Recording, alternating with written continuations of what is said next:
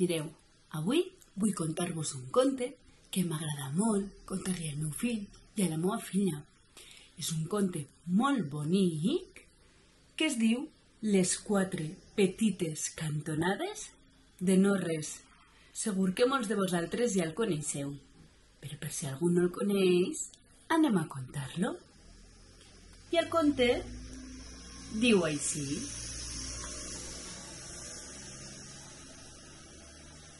El petit quadrat juga amb els seus amics, els rodons, però aleshores senten ring i tots els rodons, a poc, van entrant per la porta rodona a la casa gran. Però el petit quadrat no pot entrar. Ell no és rodó com la porta i no pot entrar.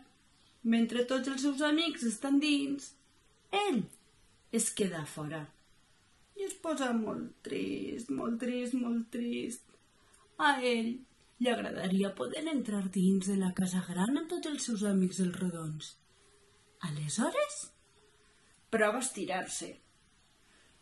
Es doblega i es plega, però mai no pot arribar a entrar. Ell no és rodó com la porta. Aleshores, els seus amics li diuen «Siguis rodó!» I el petit quadrat ho prova.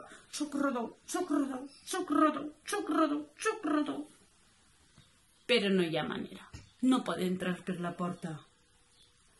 Aleshores, t'haurem de tallar les 4 petites cantonades. Però això em faria molt de mal, diu el petit quadrat. No vull que em talleu les cantonades. I com ho farem? Tu mai seràs rodó com la porta.